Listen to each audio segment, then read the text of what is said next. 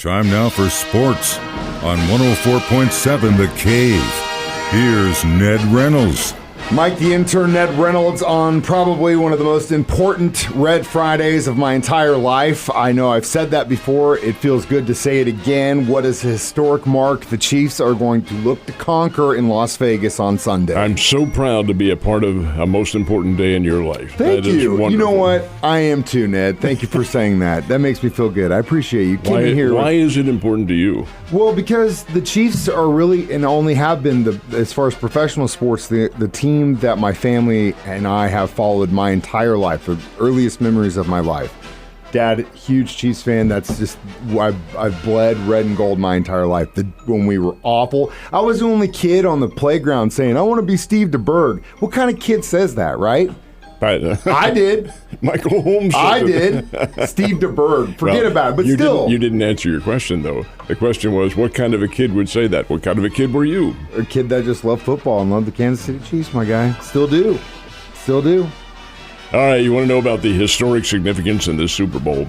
No team, and this is a very obscure, trivial fact, but no team has ever won back-to-back Super Bowls and been the underdog in both of them. And the Chiefs have a chance to do that. They were underdogs in Philadelphia last year. Not by very much, and they aren't underdogs by very much in this one. But the betting guys out in Vegas say 1.5, 2 points, maybe 2.5, but they are the dogs. And so, can the Chiefs pull it off? I think they will. I hope you're right, sir. Everyone asks me that question, and I don't give an answer because I can't think about it like that. I just want the game to happen, and whatever happens, happens. And then I want you to remember that on Monday we gather. I will. Whatever happens. Despite, we'll see. You know what? I'm not complaining about anything. The game hasn't happened yet.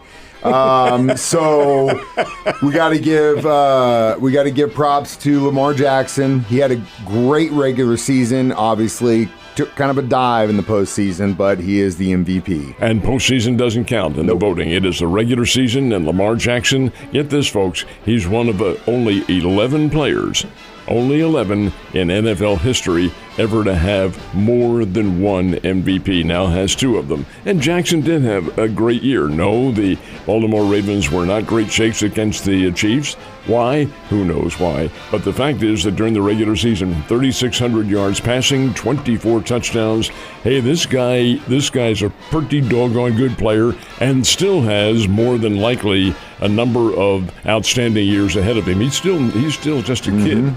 He needs to get a team attitude, and he needs to have a team around him. It's a team game, folks. And when you look at the bottom line on things, it's what your team did. That's who you remember. Yeah, the individuals are great, but it's not an individual game.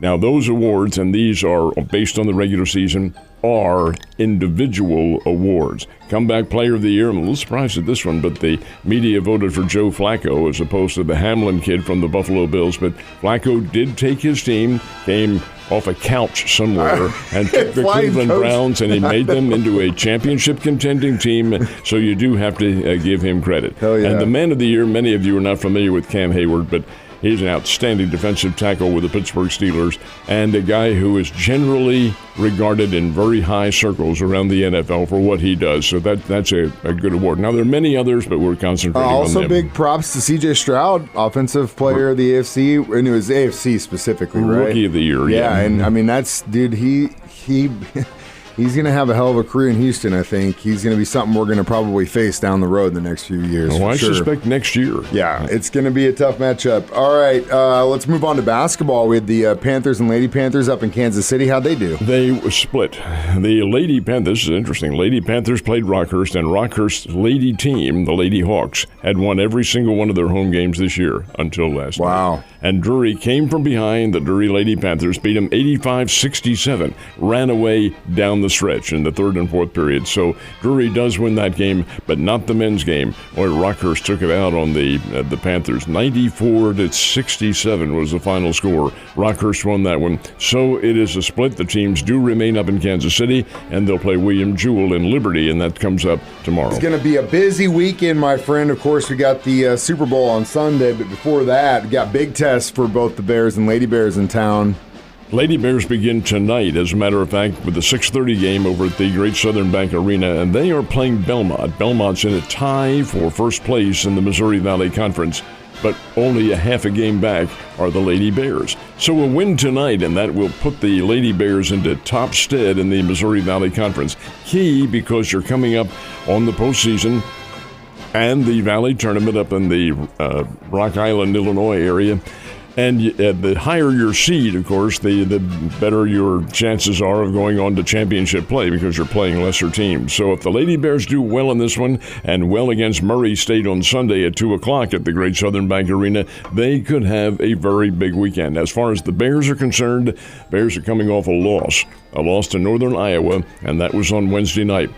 Tomorrow afternoon at 1 o'clock, they play numero uno in the Missouri Valley Conference. Numero uno is Indiana State, and they are a very, very good basketball team. They're well-balanced. They play as a team. They can score. They are physical. They have a kid on their team named Robbie Avila. He is from the Chicago area. And, Mike, it's unfair to say, boy, he doesn't look like a basketball player. What's a basketball player supposed to look like? Very true. Well, the fact is, this kid doesn't look like he belongs out there.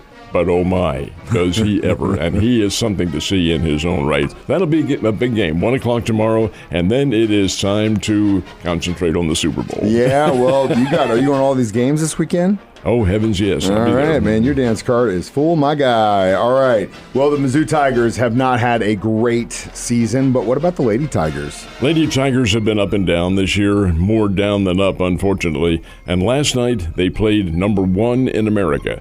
Like the Lady Gamecocks from South Carolina, like Dawn Staley's team. Played them in Columbia. Well, you're saying, well, of course they played them in Columbia. Both teams are in cities named Columbia. Well, this was in Columbia, South Carolina. Oh, my. And you knew this might happen. 83-45. Whoa. South Carolina blew Missouri right out of the ballpark. And that's South Carolina's going to do that. They are a really, really top-notch team. Now, they do have, South Carolina has a non-conference game coming up on Sunday for national television purposes about, 2.5 or 3 hours before the Super Bowl game. And they're playing UConn. Now, Gino Auriemma just won his 1,200th career game. He's one of only 3 coaches ever to do that. But his team is not quite what they've been in the past. And it is a team game, not an individual. But I'm anxious to see how he gets his kids ready for the Gamecocks because this will be a terrific matchup. Yeah, it should be. And if you like basketball, something to do before the Super Bowl starts. Well, guess what? Chiefs again going to the Super Bowl against the 49ers. They're in Sin City, and that means Ned Talk starts at noon on Sunday. Does indeed. We'll all be here. The B team and I will be here at 12 noon on Sunday for our 1-hour pre-game show. Now, Mike, you might explain to the folks exactly how the broadcast works because Mitch Holdus will not be on it. Well, he will be on part of it. So, but not the play-by-play. Well, not the play-by-play. So basically, Ned Talk, obviously, noon to 1, and then we'll take Westwood 1. There is a bunch of special Super Bowl programming. They've got Kurt Warner on some stuff, which is pretty cool. And then about 3 o'clock, we'll take the Chiefs Radio Network. We'll be in pregame with that. So if you're partying or whatever and you want to get in with Mitch and all the guys, that's when to do it, 3 to 4. And then we'll get back with Westwood 1. They do the play-by-play for the Super Bowl. And then after the trophy presentation, we'll have the Chiefs Radio Network again for the postgame. So, yeah, busy day. And hopefully a victorious one. And hopefully a victorious one. And that is all on Sunday. And then, folks, as tough as this may be to swallow, football will end. It feels like it just started. It went by so fast. But you know what is just starting? Baseball. Bring it on, man. I know you're happy about that, Ned. You have a great weekend. Enjoy the basketball and the football, and go Chiefs.